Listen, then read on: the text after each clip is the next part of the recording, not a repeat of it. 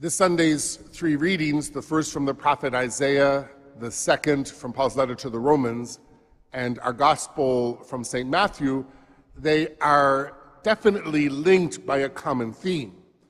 And the common theme is that God is Father of all.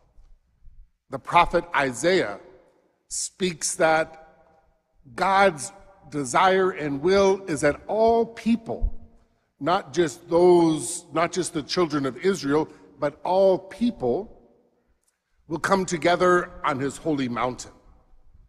In St. Paul's letter to the Romans, St. Paul, in speaking of both the Gentile Christians and also to the people of Israel, that again, the will and desire of God is that through the revelation and experience of God's mercy, all will be drawn to Christ. And lastly, in the gospel from St. Matthew, Jesus, walking in a non-Jewish area in the region of Tyre and Sidon, is confronted by a Syrophoenician woman, a Canaanite woman. Again, not a daughter of Abraham, not under the covenant. And at the end, the Lord Jesus heals her daughter. So again, what we can see with relative ease is that common theme. God is Father of all.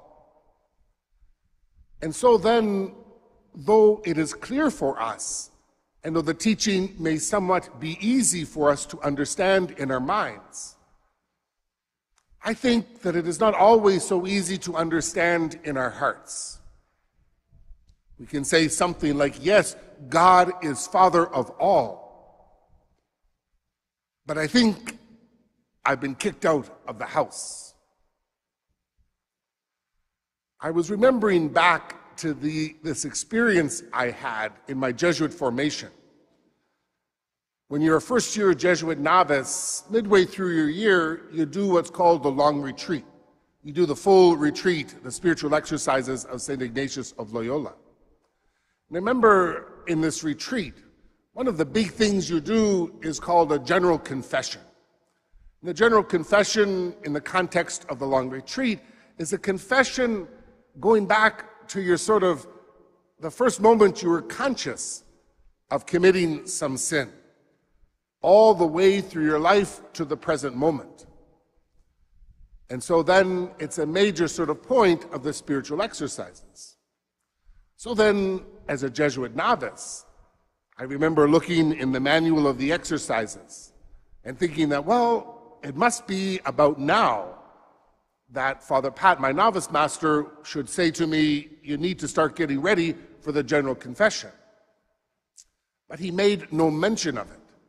And so then at some point I asked him, I said, Father Pat, should I not begin to get ready for my general confession, write all those sins out that I can remember from the very first one to the present moment? And Father Pat, in his way, leaned back in his chair, chuckling, saying, no, John, you're not going to do a general confession. You already think bad enough about yourself. What I want you to do is do the opposite. Write down all the things you're grateful to God for.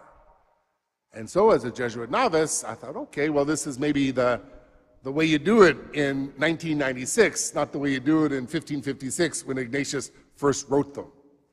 And so then, fast forward, 15 years later, I'm doing the long retreat again as what's called a Jesuit tertian.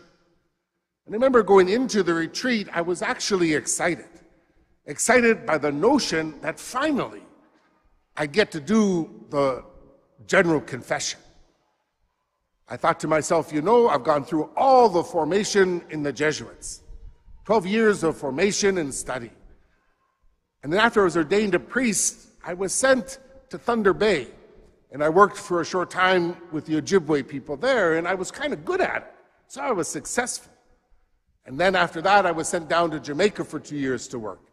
And again, I was kind of good at it. I was successful. So I thought to myself with great confidence, oh, this time I'm going to do the exercises like you're supposed to. This time I'll do the general confession. And so then, on long retreat in the Philippines, Again, the time came when I should begin to prepare for the general confession. And so at some point, Father Roger, the tertian master, hadn't brought it up. So I go to Father Roger and I say, Father Roger, do you think it's time I begin to prepare for my general confession? Thinking to myself, 12 years of formation, pastor in Thunder Bay, pastor down in Jamaica. All things are good now. And then Father Roger answered my question. He said, oh, John, no. You're not going to do a general confession. But rather what I want you to do is try and pray and be grateful. Be grateful for the things that God has given to you in your life. And so, very politely, I sort of nodded and said, yes, Father Roger, thank you. And I remember going out of his office and walking around the grounds. And walking around the grounds, I was so angry with God. I was so embarrassed that God still will not allow me to receive his mercy. I remember thinking to God, I said, God, you have forgotten me. Well, God, now it's my turn. If you have forgotten me, God, well, I will forget you. The problem was not with God. The problem was within me. Because the problem in my heart is that I did not know who God is. And I did not know then what flows from that. That is, I did not know who I am for God. I thought what it meant to follow God was to do everything perfectly. And if I could just do everything perfectly, be it to serve him, be it in my prayer, be it in whatever. If I just did everything perfectly, then and only then would I be worthy to receive his love. Would I then be worthy to receive his mercy? But the problem with that is what we know, is that if we just wait to do things perfectly, we're going to wait forever. And moreover, it is not God's will. It is not God's desire. God's desire lies somewhere else. And so then we can see in the readings that we have this Sunday, this notion that God is Father of all. The prophet Isaiah, all people will come to the holy mountain in joy. St. Paul says all will be drawn to Christ, Gentile and Jew, to that experience of the mercy of God. And lastly, the healing of the daughter of the Syrophoenician woman. But again, as we said at the beginning, even though the teaching of the Lord is clear, and even though in our minds we would say, yes, of course, God is not the God of just a select few. God is the God of all. Because God is Father of everyone. But even though we may know this in our minds, it is not as easy to know it within our hearts. So what then can we do? What then can free us or dispose us to receive the love and the mercy that God so desires to give? What can free us so that we may see clearly, so that we may be able to shout that I am a daughter of the Father, or I am a son of the Father himself? What can free us? What can dispose us to accept this gift that God so desires to give, that we receive? I think for me, a solution can be found in the gospel. That we can, in a sense, reverse the roles. That we can think it is we who are sitting at the table. And it is the Lord himself begging for our scraps that we think in our mind, because we do not do everything perfectly, that we can think what we have to offer to God is just the equivalent of scraps. We can think that it's not so much for God. It's not so much in the eyes of the world. My prayer is inconsistent. And so, God, you must not want it. My life, Lord, has struggles. My following of your teaching is inconsistent.